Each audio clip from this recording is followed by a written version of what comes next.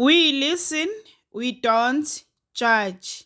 We listen with no judgment. Indaba ka-Anonymous osibhalele namhlanje ifundeka kanje. Umama ulala nobhuti kababa. Ngikhuliswe abazali bobabili. Sazalwa saba babili ekhaya. Yimi omdala bese kuba usisi wami omncane. Ekhaya sikhulele enkonzweni yechibi. Abaningi ngicabanga ukuthi bazoyazi. Into eyenza ukuthi ngikhulume ngale nkonzo yingoba ngizama ukuvezela abantu ukuthi umama ungumama weduku elimhlophe futhi ungumbhishobhi kodwa izenzo zakhe ziyathusa. Ubaba bekasebenza emayini. Sikhulile ke sinosisi wami safunda isikole kodwa ngelishwa usisi wami wandlula emhlabeni sekenza ugrade 9. Kwaba buhlungu kakhulu ukushiwa usisi wami. Sihambile ke isikhathi kuthe ngonyaka ka-2023 ubaba wahlaselwa ukugula washaywa yi-stroke. Lapho bese ngenza ugrade 11. Angifuni ukuqamba amanga. Impilo yami ayiphindanga yafana. Ayikho into ebuhlungu njengokubona umnumzane womuzi aphenduka ingane encane. Ubaba kubo ungubhuti omdala bese abe nabobhuti abancane kunaye ababili. Labo babomncane bobabili baganelwe futhi banezingane. Ukugula kukababa yiko okwenza abafowabo bangapheli ekhaya. Futhi bekuyinto engenankinga ngoba phela nabo bebaseka ubhuti wabo omdala. Kodwa lento kababa omncane lo oza emva kwababa yokungapheli ekhaya ngicale ukuyibona kahle kulonyaka ophelile. Lo muntu bekanokufika ekhaya aze ahlale u2 days wonke. Kodwa ngoba bese ngilungiselela ukubhala ama-exam wokugcina, izinto eziningi bengingazinaki kakhulu. Athi ngichaze kancane ngesimo sakababa. Ubaba usefana nengane encane. Akakwazi ngisho nokukhuluma. Uyafunzwa ngisho ukudla. Ugcoka ipampers. Waphela ke unyaka ngaphasa kahle umatric. Ngathola isikhala sokuqhubeka nezifundo zami kwenye yama-university. Empeleni akubanga isinqumo esilula sokuthi ngihambe ngishiye ubaba kulesimo akuso. Kodwa ke ngoba ikusasa alaziwa. Asazi ukuthi uNkulunkulu ubaba uzomkhumbula nini. Mhlambe usazophila for the next coming 10 years. Manje mina bengingafuni ukuzisola kusasa ngithi kube ngaqhubeka nesikole. Ngihambile ke January. Into bengiyenza bengifona zonke izinsuku ngibuze ukuthi unjani ubaba. Kodwa beyilibele ikhona lento yokuthi njalo mangifona ngizozwa ukuthi ubaba omncane ukhona. Kuthe mangiqeda ukubhala ngoJune ngathatha isinqumo sokuthi ngiye ekhaya. Ngagibela ibhasi lasentambama ngafika ekseni. Umama yena bekazi ukuthi ngiyeza. Kodwa bekangazi ukuthi ngizofika ekseni. Ngathi nje ngifika ekhaya ngabona imoto kababomncane. Ngazibuza ukuthi ekuseni kangaka ubabomncane ufunani.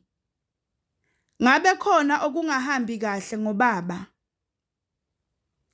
Ngafike ngakokoda emnyango kodwa ngangasho ukuthi ngingubani. Wavula umama, bekasagcoke izimpahla zasekuseni, i-night dress negawuni. Okukhombisa ukuthi vele wayevuka embhedeni. Wathi nje evula umnyango, kwaba nento engitshelayo ukuthi khona okungahambi kahle la. Ngavele ngangena ngabingelela, ngabeka izikhwama zami, ngabuza ubaba. Wambona nje ukuthi uthukile. Ngibuza ubaba nje ngibe ngiqonda ekamelweni labo. Kanti vele umama ushiye angadonsanga umnyango. Mangithi nangu babomncane ulele embhedeni kababa. Ngamangala ngabuza ukuthi uphi ubaba. Bathi usekamelweni lami. Nginitshela ukuthi ngangena ekamelweni lami ngathola kunuka phu. Kwakubonakala nje ukuthi ubaba unezinyanga angagezwa. Angazi ke ukuthi ukudla wakugcina nini. Ngathi ngiyabuza ukuthi kwenzakalani la.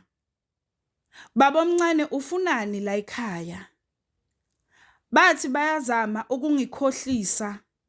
Ngabatshela ukuthi kungcono ngifonele umamncane bazochazela yena ke. Kwasuka umsindo ongakanani bangiphuca ifoni ukuthi ngingafoneli umamncane. Ngabatshela ke ukuthi abakhulume iqiniso. Phela angisayona ingane, bangangenzi nje isilima. Wagcina ekhuluma ke iqiniso ubabomncane. Washo ke ukuthi vele banomama bayathandana. Kwavele kwaduma ikhanda, ngaphuma ngahamba, ngingazi nokuthi ngiyaphi. Ngaphaphama sengikude kabi. Okwakungizwisa kakhulu ubuhlungu ukuthi labantu benza lamanyala abawenzayo, bawenza ubaba ukhona la endlini. Abakwazi nokulinda ukuthi ubaba ashone ke. Lo baba omncane muncane ngo6 years kunomama. Ngapha lo muntu ushadelwe, unezingane. Ngabuya ke ngalesikhathi engabuya ngaso. Bangihlalisa phansi basho ngendlela abaxolisa ngakhona. Bengincenga ukuthi ngingatsheli muntu ngale ndaba bazoyiyeka. Ngenhlanhla yonke lenkulumo ngayirekhoda. Nginabo bonke ubufakazi. Ngabamamela ngaqeda ngasukuma ngabashiya lapho ngayozinakela ubaba. Ngihlalile ke ekhaya wonke ama-holidays wakaJuni kodwa bengingamkhulumisi umama. Kanti futhi nalendaba angikaze ngiyitshele muntu. Ngabuyela ke esikoleni kodwa anginako ukuthula emoyeni wami. Ngicela ningibonise ukuthi into enje ithiwani. Nginengqondo yokuthi akuvele konakale ngisendele wonke umuntu womndeni le recording.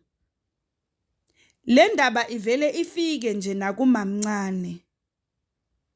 Ngoba phela angeke ngibe nestress ngedwa ngobaba. Yazi ngendlela umoya wami ongekho right ngakhona. Sengize ngicabanga nokuyeka esikoleni, ngivele ngiyozinakela ubaba once. We listen, we don't judge. We listen with no judgment. Sacela usitshele ukuthi ucabangani ngendaba ka-Anonymous ku-comment section. Sacela ungakhohlwa ukulike, usubscribe, ushare. Ungakhohlwa ukuthi ukusubscribe it's for free, awubhadali lutho. It's for free.